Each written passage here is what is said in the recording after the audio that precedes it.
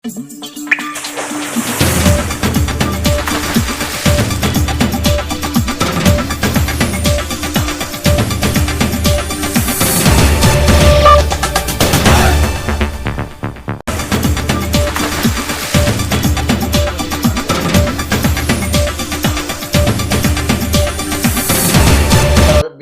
মাধ্যমে যে স্বাধীনতা এসেছে তারপর থেকে প্রতিটা সময়ে চেষ্টা করি সাধারণ মেহনতি মানুষের পাশে গিয়ে দাঁড়াবার। আমার এই ওয়ার্ডের মেম্বারের নাম আউয়াল, ওনাকে আমি বললাম যে ঠিক আছে আপনি কাজ ধরেন, টাকা নেই, টাকা আমি দিব। একটা সময় এই ধরনের কাজ হইতো না তা না, এই ধরনের কাজ করতে গেলে স্বামী ওসমানের যে লোকজন ছিল এই এলাকাতে, তারা প্রত্যেকটা বাড়ি ঘর থেকে চাঁদা নিত। তো সেই কালিমা মুক্ত করতে আমরা সক্ষম হয়েছি ইতিমধ্যে।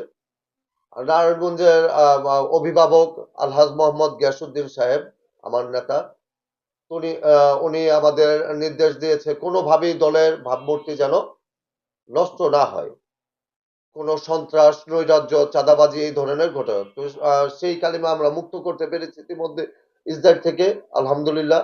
কারো বাড়ির থেকে একটি টাকা না নিয়েও আমরা খাল পরিষ্কার করেছি। আমার নিজের ব্যক্তিগত, আগে যেমন ৫,০০০ মানুষের থেকে নিত, আমার ব্যক্তিগত আমার শুভাকাঙ্ক্ষী আরো ২-৪ জনের থেকে নিয়ে আমরা এই খালটা পরিষ্কার করেছি। কিছুদিন আগে একটা রাস্তা হলো, আমরা অনুপ্রেরিত করেছি তাইজুল ইসলাম রাজীব সাহেবকে যে আপনি এই রাস্তাটা করে দেন। সরকার থেকে ৪০০ ফিটের একটা বরাদ্দ আসছে, শুধু সিমেন্ট আর কংক্রিট আর বালি দিয়ে ঢালাই দিবে। তো রাজীব সাহেবকে বলার পরে রাজীব সাহেব আলহামদুলিল্লাহ রাজি হয়েছে। সে ৪ টন রড দিয়েছে, আপনারা জানেন।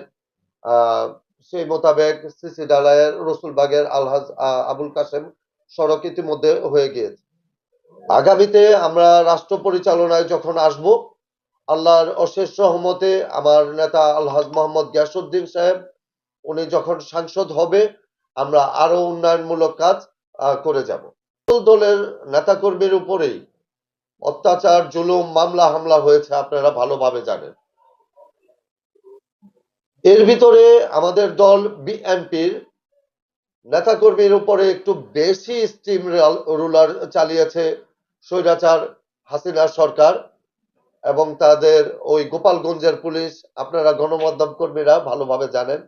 আপনারাও এক সময় ইচ্ছে করলেই আজকের মতো মুক্ত স্বাধীনভাবে সংবাদ পরিবেশন করতে পারেননি।